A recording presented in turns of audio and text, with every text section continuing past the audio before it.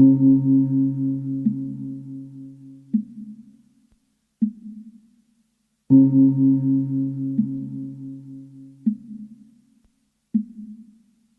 in desperate financial trouble. You can't even afford to pay the salaries of public sector workers inside Gaza. Hamas is in a very weak position right now. لكنها لن تستسلم. نعم، حماس تمر في ظروف صعبة، وهذا هو التقدير الخاطئ الذي ربما قدره نتنياهو، وبتشجيع ربما من أطراف هنا أو هناك. قدر أن حماس ضعيفة، أن حماس منهكة، أن غزة منهك شعبها بالحصار، فظن أنها لقمة سائغة، ففوجئ أن حماس وأهلنا في غزة أقوياء. الظروف الصعبة لا تدفعنا للانكسار. باختصار، حماس لا تقاتل عندما تكون لها حلفاء فقط، حماس تقاتل لأنها صاحبة قضية عادلة. It just leaves me wondering.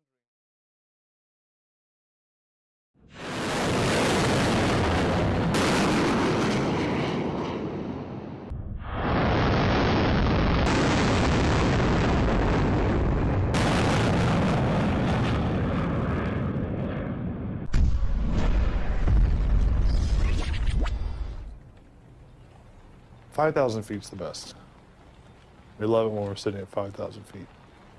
You have more description. Plus, at 5,000 feet, I mean, I can tell you what type of shoes you're wearing from a mile away. I can tell you what type of clothes the person's wearing, like they have a beard, their hair color, and everything else. So they're very clear cameras on board. We have the IR infrared, which we can switch to automatically, and that'll pick up any heat signatures or cold signatures. I mean, if someone sits down, let's say, on a cold surface for a while and then gets up, you'll still see the heat from the person for a long time. It kind of looks like a white blossom just shining up into heaven. It's quite beautiful. I mean, heck, if you see somebody light up a cigarette on there, that's a huge beacon. You just see a very white glow coming from that area. And you're just on a preset path flying a circular orbit, watching them as they're smoking from about 2 to 3 miles away. You could be following them and they wouldn't hear you nor see you. On that specific mission of the night, I was checking routes for IEDs, looking for improvised explosive devices. And I would just be searching through the streets, a lot of side streets. I'll scan those roads, and it was night here in Vegas, and it was daytime there. But I came to a spot in the middle of the road that was darker than the road itself, which for the infrared camera means that darker images are showing as warmer. And it looked like there was a line going.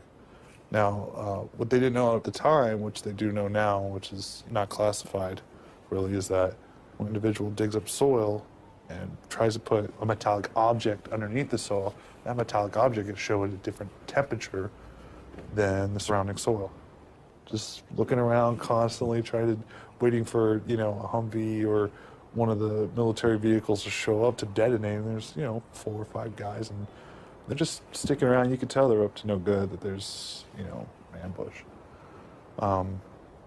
So we call it in, and then we're given all the clearances that are necessary, all the approvals and everything else. And then we did something called the Light of God.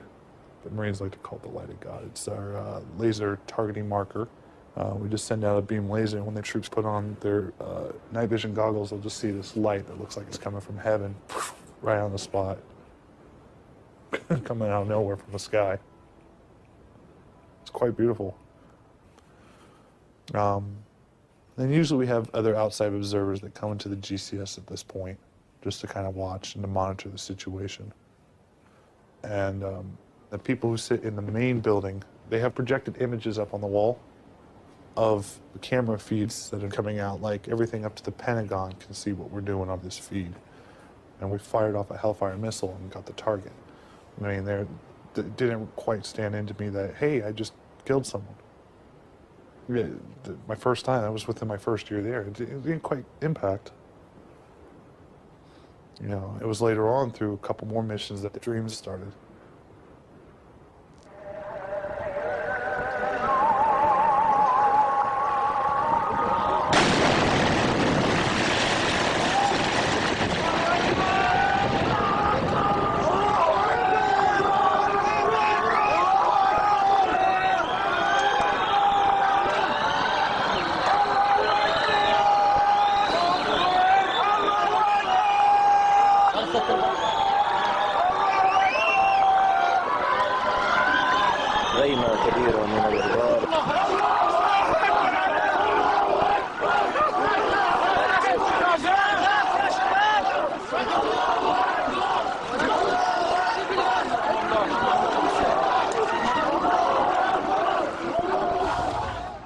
what would it take for Hamas to sign on to a ceasefire now?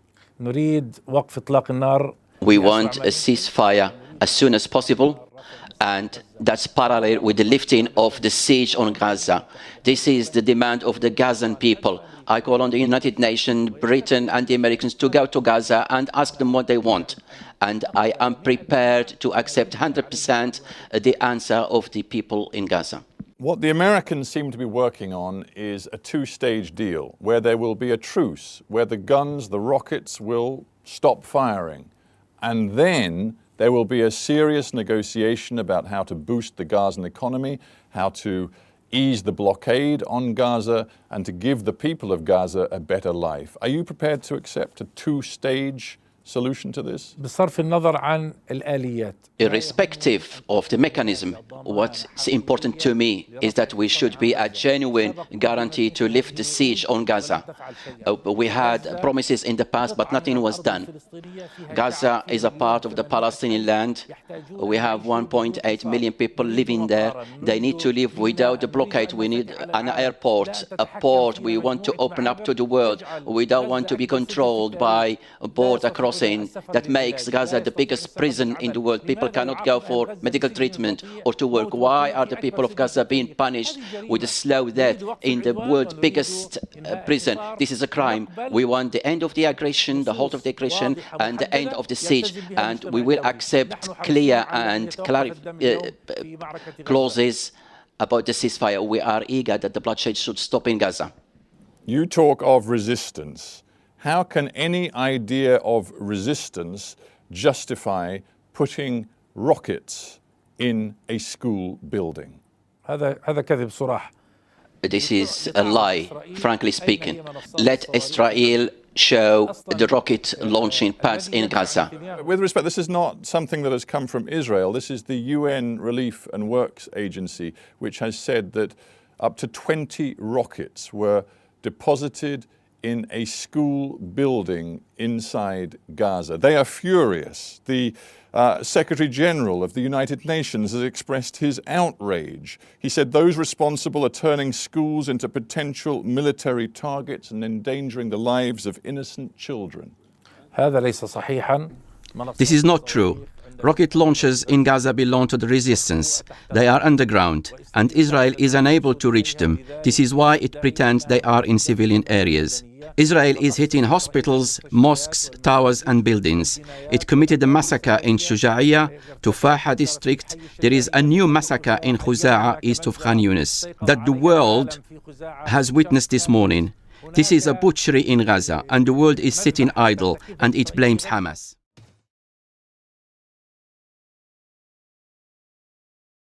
Welcome to Hard Talk from Qatar with me, Stephen Sacker.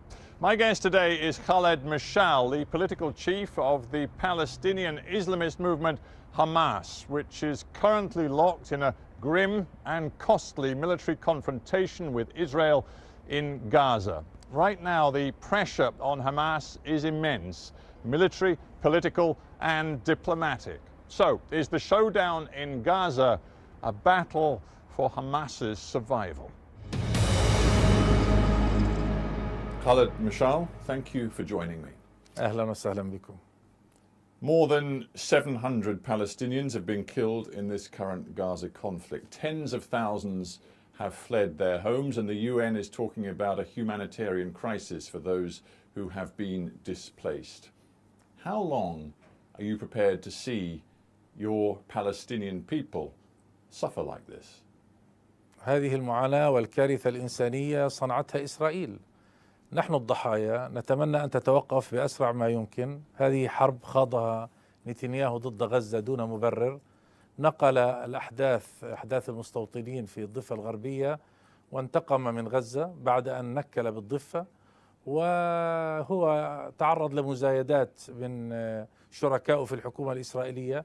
فلتجنب الغضب من شركائه ومن الرأي العام الإسرائيلي أراد أن يثأر من غزة وأن يرضي خصومه السياسيين في إسرائيل عبر الدم الفلسطيني. But I asked you specifically how long you are prepared to see this go on, because you were offered a truce last week. The Egyptian government brokered a deal.